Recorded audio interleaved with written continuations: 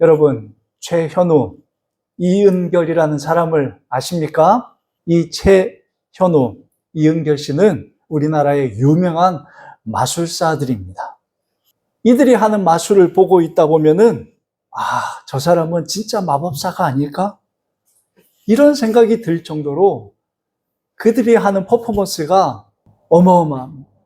하지만 우리는 다 압니다. 이 두 사람이 마법사가 아니라는 것을요. 이 두 사람이 우리를 속이고 있다는 것을 다 알고 있어요. 오늘 우리가 읽은 요한복음 2장의 말씀을 보니까 본문 가운데 물이 포도주로 변하는 마술 같은 이야기가 나옵니다. 그럼 우리 예수님께서도 이 최현우, 이은결 씨처럼 마술사 하셨을까요? 아니에요. 오늘 요한복음을 기록한 사도 요한은 이 사건을 기록하면서 첫 표적이라는 단어를 씁니다. 11절 말씀에 나오죠. 예수께서 이 첫 표적을 갈릴리 가나에서 행하여, 요한은 이 갈릴리 가나의 결혼식장에서 물이 포도주로 변하는 이 이적을 첫 표적이라고 우리에게 소개하고 있습니다.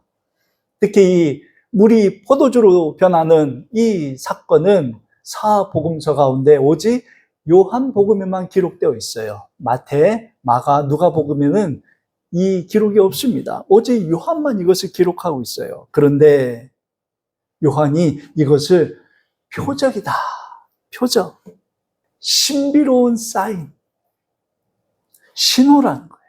표시라는 거예요. 왜 요한은 이것을, 이 이적을 표적이라고 표현할까요? 우리가 지난주에 살펴보았던 세례 요한의 두 제자가 예수님의 제자가 되어가는 과정, 나다나엘이 예수님의 제자가 되어가는 과정, 이 과정 속에서 예수님이 하나님의 어린 양이시고 하나님의 아들이시고 메시아라는 것을 알게 되었어요. 이 진술에 따라 요한은 예수님이 메시아이신 것을 증거하고 싶은 거예요. 그 증거로서, 표적으로서 이 갈릴리 가나에서 물이 포도주가 되는 사건을 첫 번째로 요한은 삼고 있는 것입니다. 여기에는 요한의 목적이 있습니다. 그 목적이 요한복음 20장 30절과 31절에 기록되어 있습니다. 예수께서 제자들 앞에서 이 책에 기록되지 아니한 다른 표적도 많이 행하셨으나 오직 이것을 기록함은 너희로 예수께서 하나님의 아들 그리스도이심을 믿게 하려 함이요 또 너희로 믿고 그 이름을 힘입어 생명을 얻게 하려 함이니라. 이것 외에도 많은 표적들을 예수님께서 행하셨어요. 그런데 요한이 그 많은 표적들 가운데 자기가 기록하기 위하여 몇 개를 선별했다는 것입니다. 그리고 선별한 이유와 목적이 무엇입니까? 이 기록을 통하여 예수님께서 하나님의 아들이고 그리스도이시고 그 이름을 힘입어 생명을 얻게 하기 위해서예요. 이 목적을 가지고 요한은 요한복음 2장 1절에서 11절까지 이 갈릴리 가나에서 일어났던 결혼식을 우리에게 알려주고 있는 것입니다. 본문의 배경은 결혼식입니다. 오늘 본문의 정황상 제법 큰 규모의 결혼식이 갈릴리 가나에서 열린 것 같습니다. 예수님의 어머니인 마리아도 이 결혼식에 참석하였고 예수님과 그의 제자들도 초청을 받아 이 결혼식에 참석했습니다. 유대인의 결혼식은 예식 이후에 일주일간의 피로연이 진행이 됩니다. 결혼 예식은 하루면 끝나지만 그 이후에 피로연이 일주일간 진행이 되는 거예요. 그래서 이 피로연의 잔치에 차질이 없도록 연회장, 전문가죠. 이 모든 잔치를 주관해서 축하하러 온 하객들이 불편함이 없도록 관리하는 그러한 사람이 필요한 거예요. 말씀을 보니까 이 결혼식에 문제가 생겼습니다. 포도주가 떨어진 거예요. 체면을 중시하는 유대 문화에서 포도주가 떨어졌다는 것은 큰 문제가 아닐 수 없습니다. 이 혼주와 이 연회장이 해결할 방법도 없는 것 같아요. 그때 이 포도주가 떨어진 문제를 마리아가 알게 됩니다. 그리고 마리아는 이 문제를 아들 예수에게 가지고 옵니다. 오늘 2절과 3절 말씀이죠. 포도주가 떨어진지라 예수의 어머니가 예수에게 이르되 저들에게 포도주가 없다 하니. 예수의 어머니가 마리아가 아들에게 이 집에 포도주가 떨어졌어. 그런데 우리가 알다시피 예수님의 가정이 넉넉한 집안이 아닙니다. 예수님의 육신의 아버지가 일찍 돌아가신 것 같아요. 그래서 예수님께서 가장으로서, 소년 가장으로서 이 집안을 섬겼던 것 같습니다. 그리고 어머니 마리아도 장남이었던 예수님을 많이 의지했던 것 같아요. 그래서 이 문제가 생기자 다시 한번 아들을 의지합니다. 그리고 아들에게 말합니다. 이 잔치에 포도주가 떨어졌단다. 아들 어떡하지? 마리아의 이야기를 듣고 보여주신 예수님의 첫 반응이 4절 말씀이에요. 4절 말씀 한번 같이 읽어볼까요? 시작. 예수께서 이르시되 여자여 나와 무슨 상관이 있나이까 내 때가 아직 이르지 아니하였나이다. 많은 신학자들이 요한복음 2장 4절의 말씀을 가지고 많은 신학적 논쟁을 합니다. 이 의미가 무엇이냐? 특히 첫 번째, 아니 예수님께서 어떻게 자기 어머니한테 여자여 이렇게 부를 수 있느냐, 이 호칭 가지고 말이 많아요. 이어서 나오는 말도 그렇죠. 어머니가 아들한테 이야기하는데 이게 나와 무슨 상관이 있습니까? 이 반응도 그렇게 온당한 반응 같아 보이지 않지 않습니까? 왜 예수님께서는 어머니를 부르며 여자여 했을까요? 일반 가정에서, 집안에서 쉽게 쓰지 않는 호칭이라는 거예요. 오히려 이 여자여 라는 용어는 사회적 관계 속에서 쓰인 호칭입니다. 모자 관계에서는 잘 사용하지 않는 호칭이라는 것이에요. 예수님께서는 왜 이 호칭을 사용하셨을까요? 그 이유가 이어지는 예수님의 말씀 속에서 우리는 찾아볼 수 있습니다. 나와 무슨 상관이 있나이까? 예수님과 상관이 없죠. 이 문제는 누구의 문제입니까? 이 결혼식의 혼주와 신랑의 문제예요. 그렇죠? 그 문제를 오늘 마리아가 아들에게 가져온 거예요. 그래서 이 질문은 타당한 것처럼 보이지만 이 질문을 좀 더 원어적으로 번역을 하면 여자여, 당신이 이 문제로 원하는 것이 무엇입니까? 또는 내가 원해야 하는 것이 무엇입니까? 이런 의미예요. 당신이 원하는 것이 나와 무슨 관계가 있습니까? 여러분, 마리아는 이 결혼식을 하는 혼주나 또는 신랑과 어떤 관계인지는 우리가 알 수가 없어요. 그런데 그 관계 속에 마리아가 들어가려 하고 있습니다. 아들에게 어머니의 권위로 그 문제를 해결해 줄 것을 요구하고 있는 거예요. 예수님은 마리아에게서 육신의 장남입니다. 마리아의 입장에서 한번 이 예수를 한번 생각해 봅시다. 마리아에게 예수님은 어떤 존재일까요? 일찍 남편은 세상을 떠났고 효자였던 아들 예수는 가정을 위해 청춘을 보내고 있어요. 결혼도 안 했습니다. 배우지도 못했어요. 그래서 목수일을 하고 있는 거예요. 그런데 마리아에게는 장남인 아들 예수에게 기대하는 것이 있어요. 그것이 무엇일까요? 예수님의 출생에 있습니다. 마리아는 가장 알아요. 예수가 어떤 인물인지, 어떤 존재인지. 자신이 처녀로 있을 때 남편 요셉, 정혼한 그 사람과의 사이가 아닌 하나님의 능력으로 아들을 낳은 거예요. 그러니 이 아들을 낳고 마리아의 마음속에 무엇이 있겠습니까? 아들에 대한 기대. 기대감이 크지 않았겠어요? 누가복음 2장에 가보면 예수님의 12살 때 행적이 기록되어 있습니다. 6월절 명절을 지키기 위하여 예수님의 가족이 예루살렘을 가게 돼요. 그리고 명절을 잘 지내게 됩니다. 이제 명절이 끝나서 이제 다시 집으로 돌아가는데 사흘 길을 갔습니다. 가다 보니까 예수가 안 보이는 거예요. 그래서 다시 찾아 예루살렘으로 가지 않습니까? 그래서 사흘 후에 예루살렘에 도달하게 됩니다. 그리고 예루살렘 성전에서 예수를 찾게 돼요. 예수가 그 성전에서 어떤 모습으로 있었는지 소개해 주는 것이 누가복음 2장 46절입니다.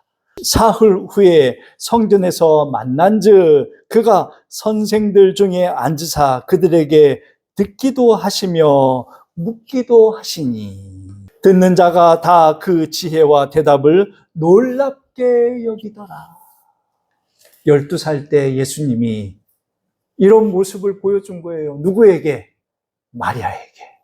가르치지도 않았는데 당시에 최고의 그 선생들과 함께 대화를 나누고 있는 거예요. 묻기도 하시고 듣기도 하시고. 그 모습을 보고 그 대답을 듣고 많은 사람들이 놀랍게 여겼습니다. 이런 아들 기대해 볼 만하지 않습니까? 이게 마리아의 생각일 거예요.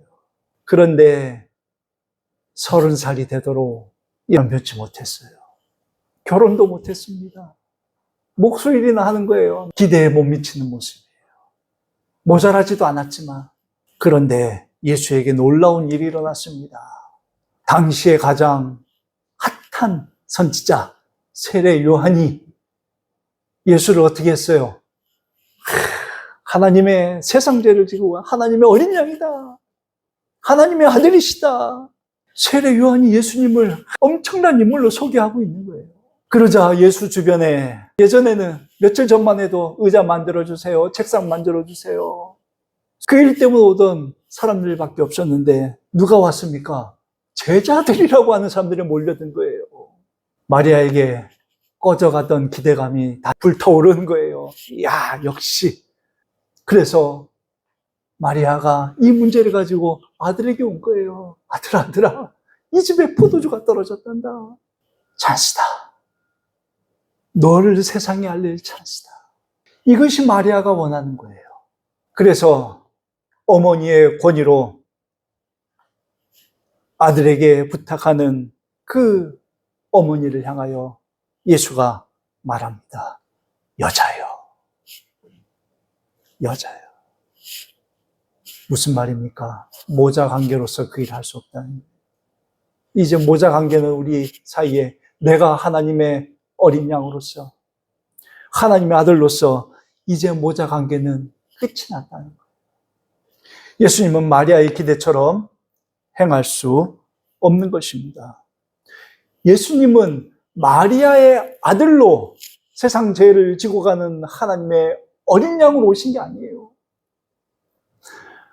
마리아의 아들로서 그 일을 할 수가 없는 것입니다. 예수님은 하나님의 아들로서 하나님의 일을 감당하셔야 돼요.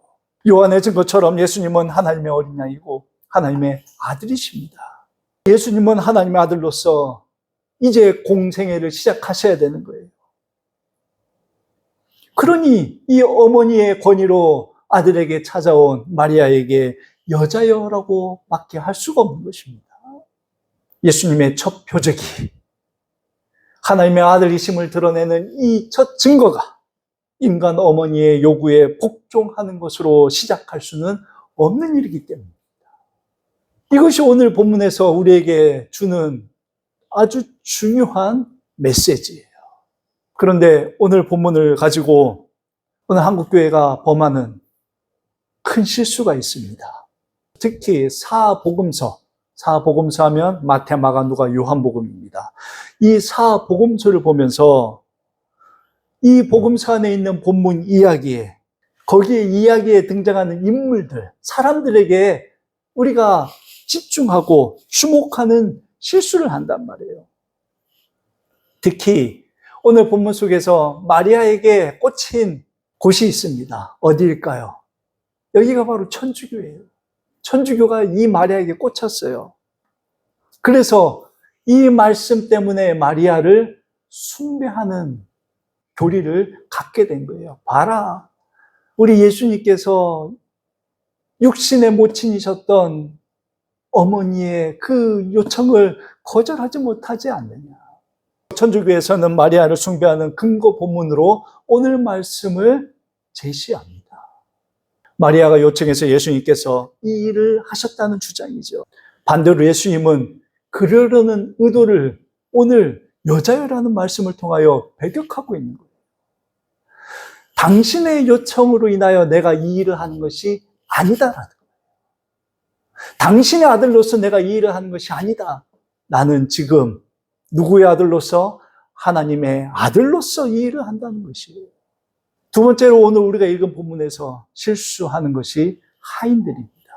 이것은 우리 개신교에서 범하는 큰 실수예요.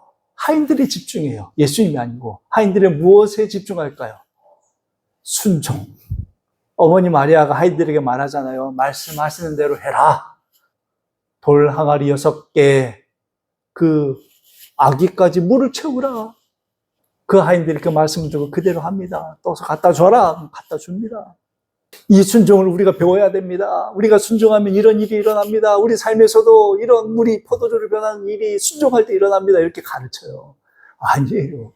그것을 요한이 말하고 싶은 게 아니에요. 순종. 물론 교회의 가르침에 틀린 것은 아니에요. 순종 중요하죠.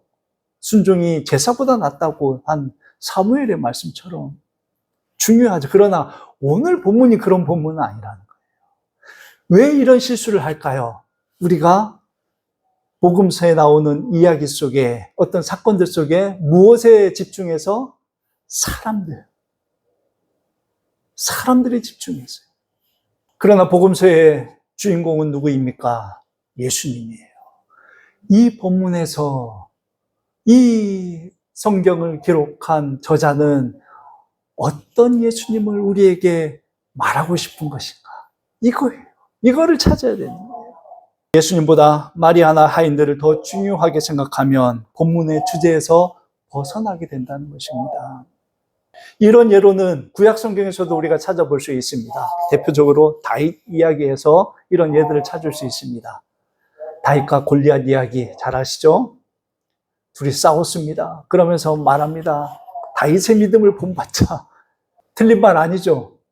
근데 성경이 말하려고 하는 가르침 아니에요. 다윗의 믿음을 본받자가 아니에요. 다윗과 골리앗 이야기는. 그것의 이야기의 주제가 무엇입니까? 하나님이 이기셨다예요.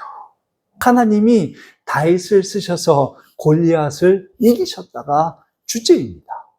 다윗이 믿음이 좋아서 골리앗을 이긴 게 아니고 하나님이 이기신 거예요. 이게 다윗과 골리앗 이야기의 주제예요. 다윗이 간음한 사건, 밧세바 사이에서 우리는 이것을 통하여 또한 무엇을 이야기합니까? 회개해라. 회개. 회개 중요하죠. 틀린 이야기 아닙니다. 그러나 이 이야기의 주제는 무엇일까요? 여러분, 따라합니다. 하나님이 용서하셨습니다. 이게 주제예요. 하나님이 용서하셨습니다. 이런 것처럼 우리가 성경의 이야기를 자꾸 사람 위주로 보면 틀린 것 같지 않은데 잘못된 이해를 할 수 있다는 것이에요. 이것을 우리가 늘 조심해야 합니다. 복음서를 보며 우리는 항상 등장하는 인물이 아닌 예수를 보아야 한다는 것이에요. 예수를. 하인, 마리아, 연회장 아니에요. 예수예요. 어쨌든 마리아는 예수의 말을 듣고도 하인들에게 말합니다. 6절이죠. 2장 6절. 거기에 유대인의 정결 예식을 따라 두세 통 드는 동화를 6이 놓여 있는데 그의 어머니가 하인들에게 이르되 너희에게 무슨 말씀을 하시든지 그대로 하라. 그대로 하라. 그리고 예수님이 이 하인들에게 말씀합니다. 그 항아리에 6개의 물을 채우라 명령하십니다. 오늘 이 예수님의 명령을 통하여 우리가 알아야 할 것이 있습니다. 왜? 예수님은 이제 물을 포도주로 만드셔야 되는데 왜 포도주를 담는 용기가 아니라 정결 예식에 쓰이는 돌 항아리에 물을 채우라 하셨는가요? 돌 항아리에. 이상하지 않습니까? 이제 포도주를 만들 거면 포도주를 담는 용기에다가 물을 담아서 그걸 가지고 이적을 해가시면 되는데 왜 정결 예식에서는 돌 항아리냐? 여긴 중요한 예수님의 의도가 있습니다. 오늘 6절에 나오는 돌 항아리, 그것도 정결 예식에 쓰는 돌 항아리는 사이즈도 큰 겁니다. 엄청 큰 거예요. 여기에 정결 예식, 식사 전후에 부정한 손을 발을 닦을 때 쓰는 물, 또는 외출하였다 돌아왔을 때 밖에서 내가 어떠한 것이 내 몸에 닿았을 때 자신의 몸을 깨끗게 하기 위하여 사용하는 물. 이것이 담겨있는 물이에요. 그 돌 항아리에 물을 채우라는 것입니다. 오늘 예수님께서 물을 채우라 할 때 어디까지 채우라 했습니까? 아기까지 채우니. 아기까지 채우게 하셨어요. 우리 예수님께서 그 물 나르는 하인들의 모습을 보며 아기까지 찰 때까지 기다리신 거예요. 그때까지 찰랑찰랑 넘치기 직전까지 찬 거예요. 그리고 8절 말씀에 물이 아기까지 차자 이제는 떠서 연회장에게 갖다 주라. 여기에서도 이상하죠? 왜 떠서 손님들에게 주지 않고 연회장에게 주라 했을까요? 아까도 말씀드렸다시피 이 연회장은 전문가입니다. 결혼식을 주관해서 모든 필요한 것들을 채우고 대접하는 일에 전문가예요. 이 연회장은 모든 것의 품질을 판별할 수 있는 능력을 가지고 있어요. 아마 떠서 갖다 주는 이 물이 포도주로 변한 이 포도주의 품질을 확인할 수 있는 가장 최고의 방법이었을 것입니다. 연회장은 물로 된 포도주를 맛보고 감탄을 합니다. 그리고 혼주를 불러 칭찬하죠. 보통 내가 결혼식을 여러 주간에 봤는데 처음에는 좋은 것을 좀 내다가 나중에는 술이 취하면은 품질이 떨어지는 것을 주는데 당신은 더 좋은 것을 이렇게 늦게 내어주는군요. 혼주를 칭찬하죠. 정말 최상의 포도주가 된 거예요. 다시 한번 앞으로 들어가서 왜 동을 항아리일까?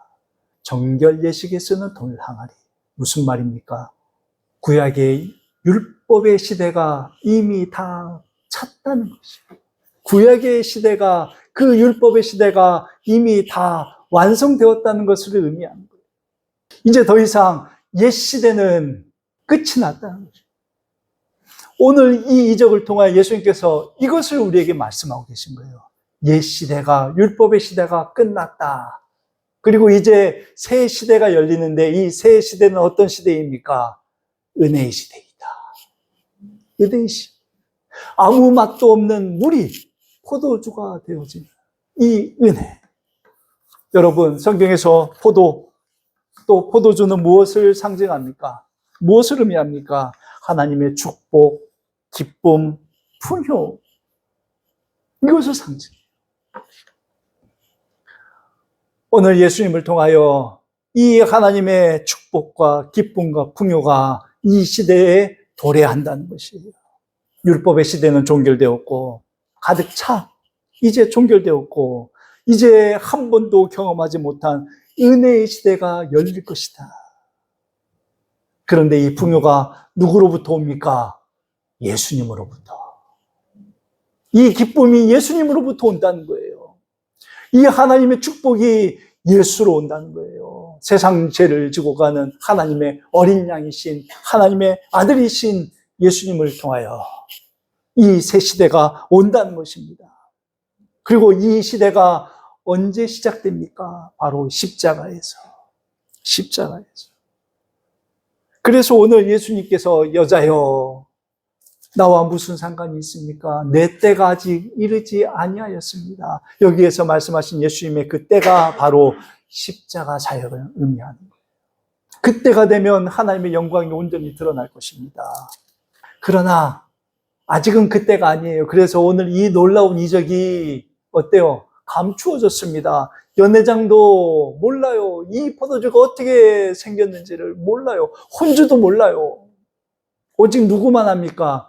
제자들과 하인들만 하는 거예요. 아직 때가 이르지 아니했기 때문에. 그러나 제자들은 알았어요. 말씀이 육신이 되신 그 하나님이시구나. 말씀으로 세상을 창조하신 그 하나님이시구나. 그 아들이시구나. 우리의 메시아이시구나. 그래서 그를 믿으니라. 무슨 말이에요? 예수님에 대한 지식이 성장했다는 거예요. 우리의 믿음이 자라는 것에는 두 가지 방법이 있습니다. 하나는 말씀을 통하여 자라는 것이 있어요. 또 하나는 우리의 삶을 통하여 경험하는 것들을 통하여 자랄 수 있습니다. 오늘 이 제자들이 예수님의 그 이적을 보고 그 믿음이 자라났어요. 아직은 연약하지만 예수를 점점 알아가는 거예요. 우리도 말씀을 통하여 예수님을 점점 알아가야 됩니다. 또한 우리의 삶을 통하여 우리 직장 가운데서 예수님을 알며 우리의 믿음이 자라나야 돼요. 우리가 직장에서 일하면서 우리가 일하는 가운데서 예수님을 알아가는 은혜가 있어야 돼요. 하나님이 내 직장에서 이렇게 나를 도우셨구나. 하나님 나에게 어떻게 나와 동행해 주셨구나. 우리의 가정에서도 마찬가지죠. 우리 학교에서도 그래요.